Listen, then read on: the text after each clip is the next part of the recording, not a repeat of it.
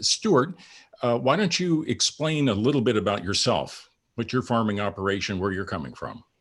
Okay, I'm the president of a family farming operation. We grow primarily a handful of specialty crops. We are kind of a sizable grower in California. We have about 30,000 acres.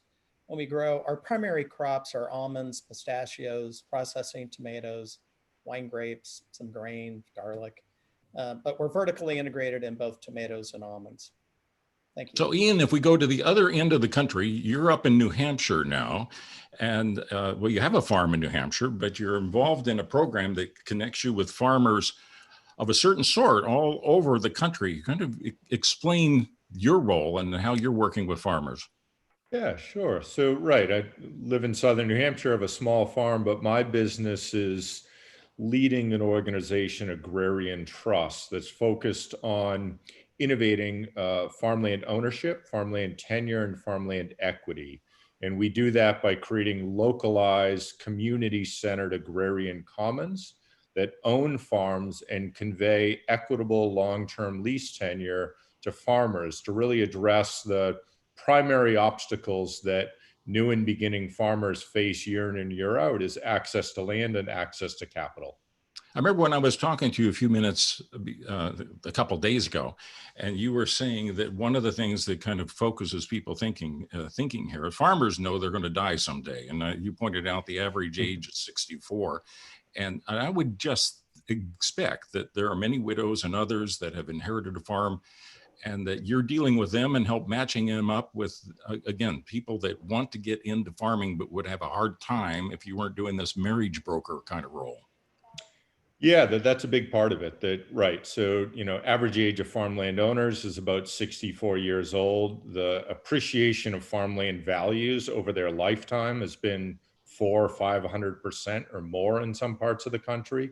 And new and beginning farmers recognize that access to land and access to capital are primary obstacles they have. So it's a financial issue for farmers to get on land. And it's also a financial issue for farmers to have a viable business on land that doesn't require shortcuts in how they treat the earth and how they steward the soils or how they manage their business.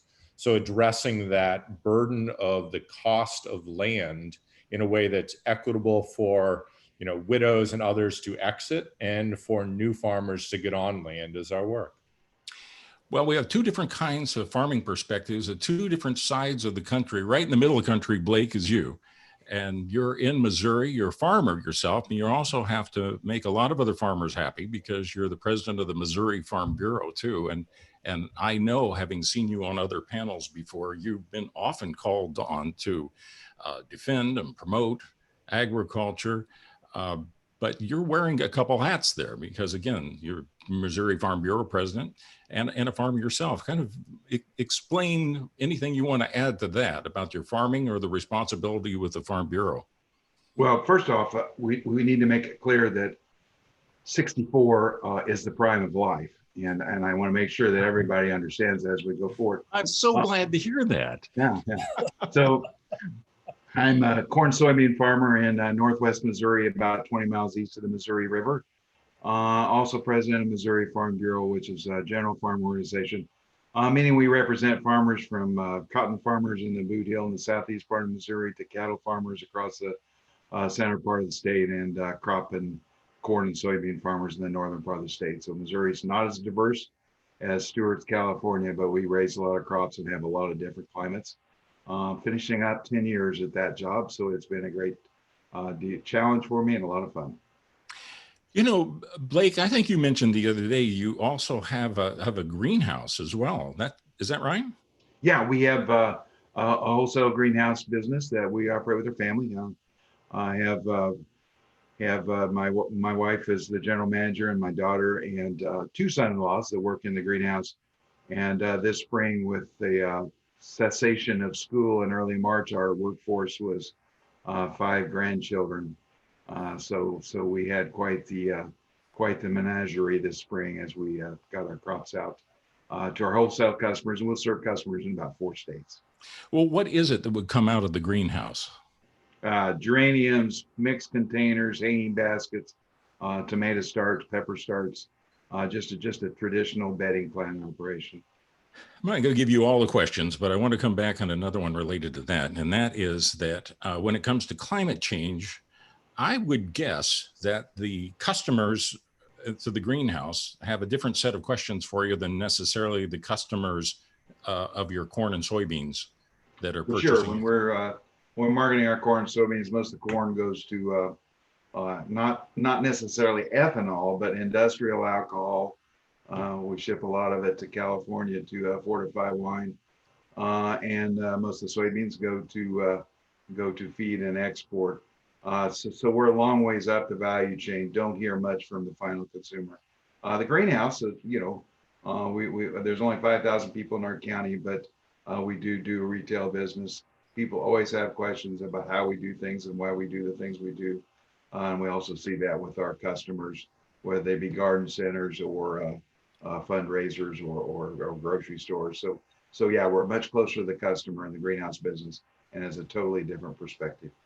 Yeah, I think it's kind of great that you got a foot in both worlds, and actually, I imagine represent Missouri agriculture, because they're farmers that face what you're doing with the greenhouse every day, and you got farmers that are commodity producers that are much more removed from it, and really, then I'll come back to Ian, because Ian, with the people that you are getting lined up that are some of the new farmers, I would suspect that they typically are around towns or cities or other areas where they run into a lot of questions about production practices.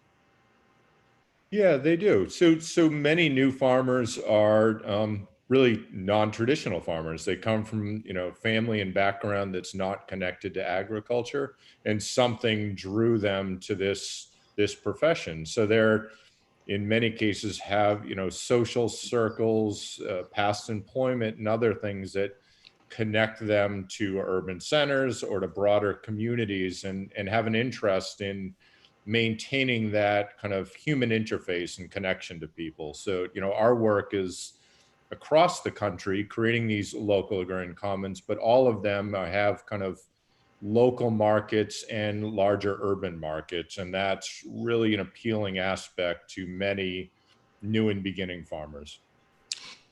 Stuart, you have processing plants too. You've got an almond plant, and you've got a tomato plant, and you even have a solar panels on some of your land as well. So your customers are going to be people that are buying either processing out of those plants or some other direct commodity sales. What are the kind of questions you run into? The people that you're marketing to, how much are they coming back to you and wanting you to explain or defend what exactly you're doing in behalf of climate resiliency? Well, we sell to directly to a number of large branded food companies that are very, very sensitive to all of our farming practices, and they want us to be reporting on how we're using our resources and establishing, our own goals and metrics, and they're helping us with that.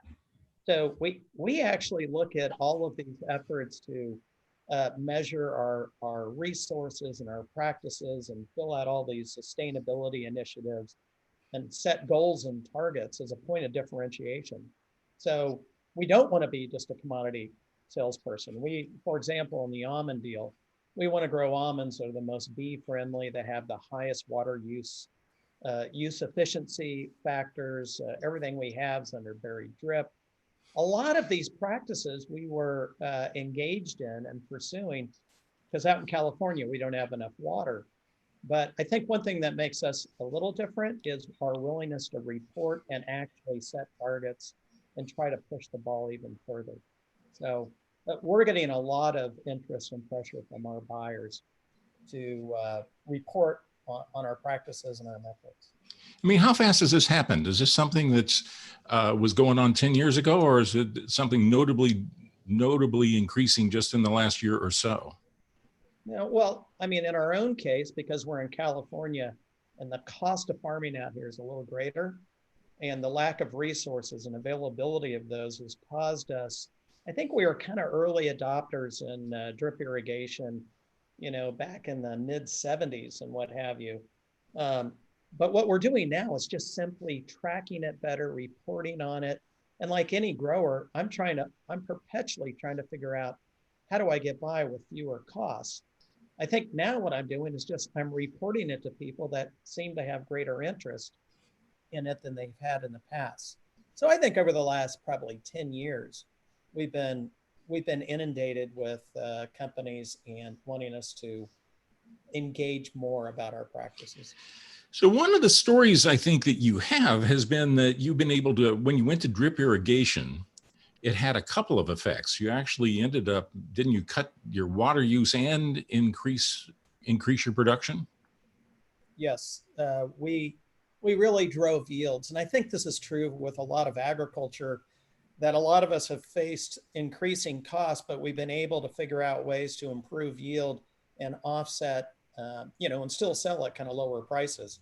I think in our own case, I think our yields are kind of flattening out, and eventually, with some of these practices, I think we have to be getting a better price ultimately. And one other thing on that, and that is that you're applying so much through the drip irrigation system, like your nitrogen applications. And I understand that because of that, the nitrous oxide that's going into the atmosphere, which ought to feel a little bit shortchanged because everybody talks about carbon, but in many ways, nitrous oxide and methane are bigger concerns in some ways. But there's been a huge effect in less nitrous oxide that's getting one of the greenhouse gases, again, just because of this drip irrigation that uses less water and produces more crops too. No, I think that's right. We're all buried drip, and so all of that is underground. I think our greatest impact, though, have been like building a tomato processing plant in the middle of our operations, which are some of the most productive regions for growing tomatoes in the world, and just getting rid of all the freight. So we save millions of truck miles just by doing it ourselves. But I think we're getting more attention for how we treat our bees than some of these bigger, broader things. Well, and the other thing is you taking the water out when you're making the paste and shipping it back to closer to where Blake and Ian are, where they add water back in because they've got 40 inches a year, and make salsa and pasta sauces and other things. Blake, I'm wondering, as a corn and soybean farmer, there's a lot of people have been critical of corn belt corn and soybean production. They talk about monocropping and so forth. And I'm sure you've been cornered on that more than once. I mean, when you explain what all you're doing that is environmental friendly or progress that you're making in your farming operation, how do you respond to those people that are challenging whether or not you're making progress on behalf of doing the right thing for the environment? Well, one of the advantages of being 64 is that I've done this a very, very long time. And so I can look back and see. So if you ask me, first off, we're no-till, and I'll talk about that a little bit later, but let's just talk about nitrogen, because that's probably the largest environmental challenge Midwestern agriculture has, is that nitrogen we put on our fields. I've been doing this for 40 years. Do I put more nitrogen on than I did 40 years ago? Yes, I do. I've increased it by about 30%, but in the same 40-year period, I've increased my expected yield by 100%. So my nitrogen per unit, my nitrogen per bushel I produce is considerably less. So you tell me, have I made environmental progress? I would argue that I have, but I'm still using chemical additives to the soil. We no-till, which means that instead of when I started farming, we would have disked the soil twice and then ran some kind of conditioner, soil finisher across it. Also ran a cultivator down through the rows after the crop was up and growing. So we've gone from 4 tillage passes to 0. That saves fuel. More importantly to us, saves soil. We have rolling hills, so we're making progress in that way as well. One of the interesting things as we start thinking about what we can do for carbon, to sequester carbon, to cut down the amount of carbon we give that comes off of my farm, is how are we going to credit people that have been doing it right as we move to the future? And I think that's going to be really interesting to see how we approach that problem. Well, we get an idea. Yeah, well, I mean, I'll tell you, I'm fairly, so, so if you have asked my average neighbor, what are you doing to fight climate change? He would say, huh? It's not pressure we're receiving right now. It's not something that people, although we've all noticed, I think that we're seeing more severe storms. Um, I don't think it's at the top of mind.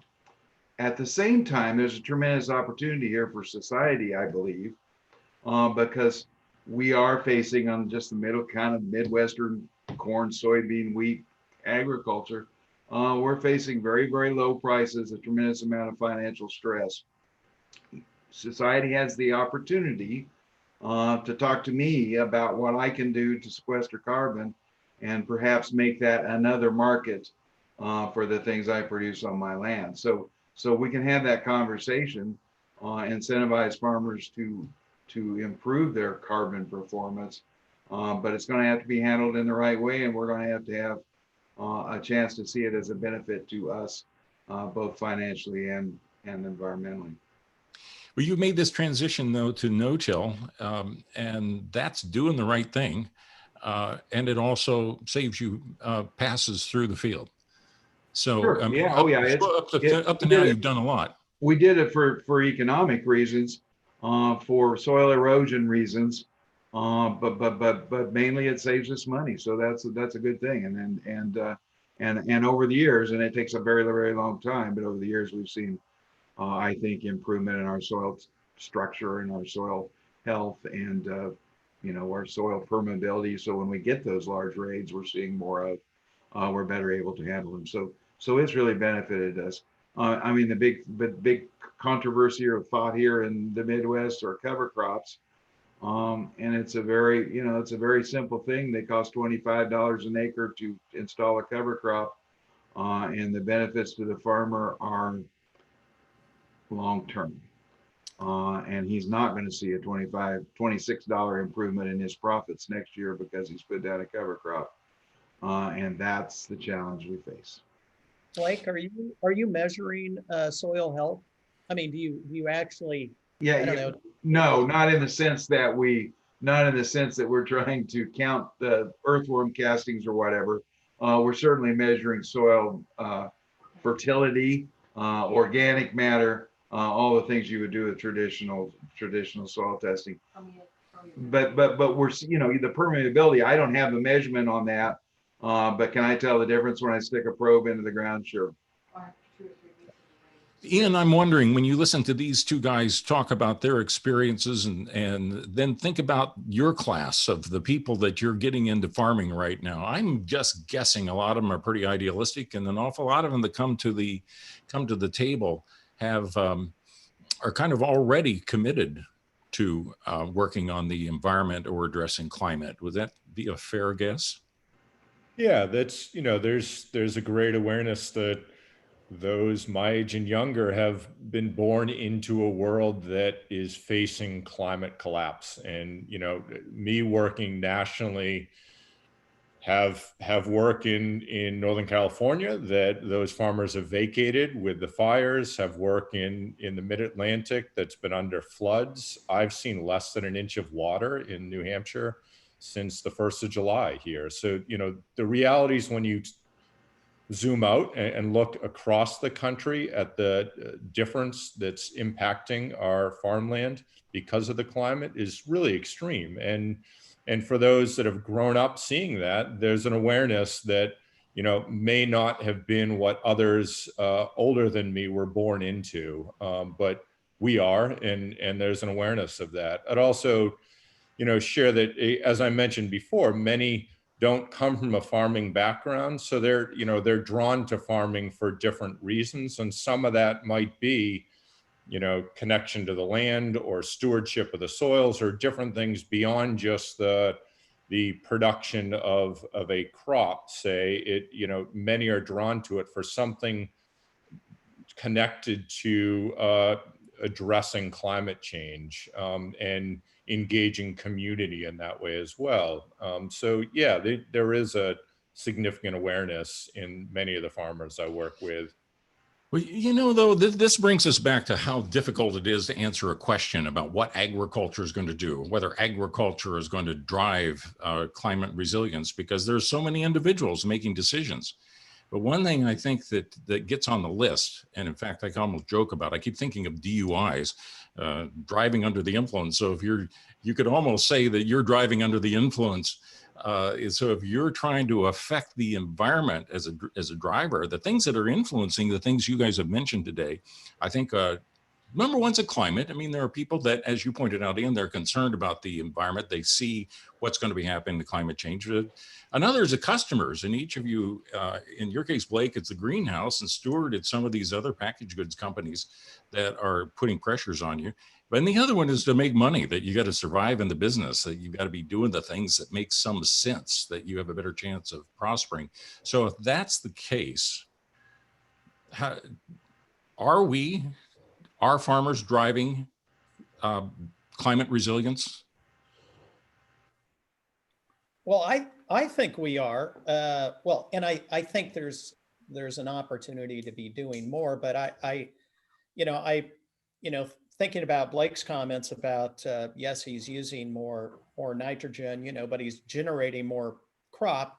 And I think if you actually look at the nitrogen that is leaving his field in the crop itself, all crops have some, his nitrogen use efficiency factor has probably improved dramatically.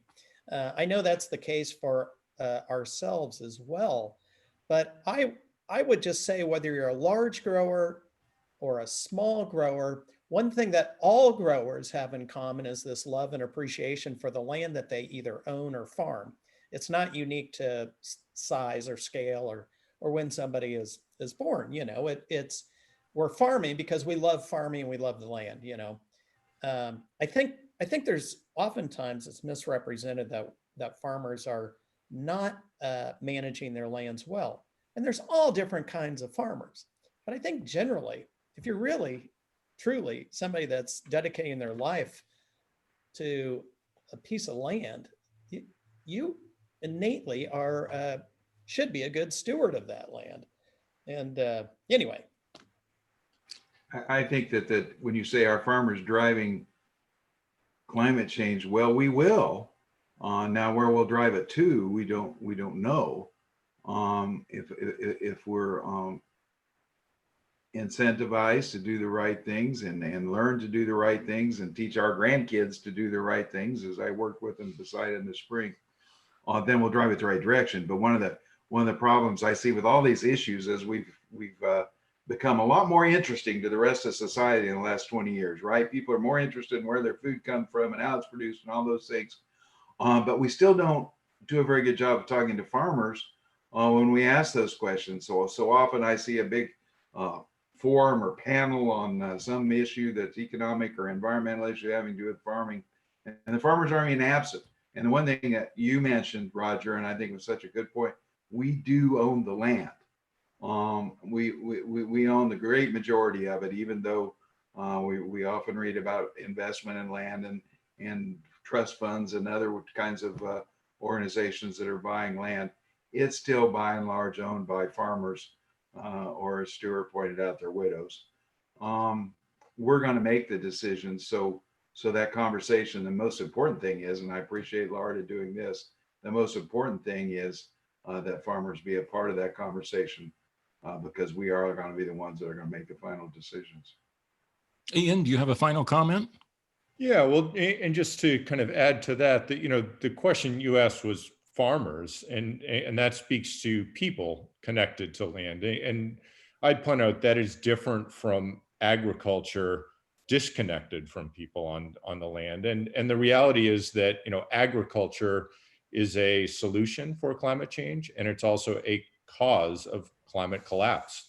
So, connecting people, farmers, to the land, and, the closer we can bring that cycle of people to the land, we get right into what was discussed. People, farmers, care about the land they're on and are stewarding the land to the best of their ability with value for how that land is treated. But the more we remove people, farmers, from the land and just think of agriculture as a process by which we extract from the land, that's a big difference. Well, Dan, you're joining us now, and we've had a really good conversation. And I think the answer to the question you posed to us is that, yeah, farmers have had a big effect on climate resilience. They can do even more. There needs to be incentives, and there needs to be better communications to have people seeing what we're trying to do, and needs to be what you're presenting in these other sessions here today. Lots of new technology and ideas that are going to help people do the right thing. I think you're right, Roger. There's no doubt that farmers understand value and they will turn to it when they see it. And if they see an economic incentive or an economic value, they'll be there. Farmers also were part of the, or at least were identified as part of the problem 15, 20 years ago. Some of it unjustified with no real resolution added to the equation. And now there's a resolution where they're asking farmers to be part of the solution, and farmers are willing. They are good stewards of the land. They expect to leave it for somebody else, and they expect to leave it better than they found it. And I've really enjoyed listening to you guys have this conversation. Thank you. No additional questions coming out of our chat room this afternoon, so I will thank all of you, Ian and Stuart and Blake and Roger, for participating today, and thanks so much for all of your insight. Thank you. Thanks. That concludes this session. We just have the wrap-up session, so if you are still with us this afternoon, please open your tab and click on the wrap-up session, and Rohit and his guest will be there to bring day one of the Ag Innovation Showcase to a close.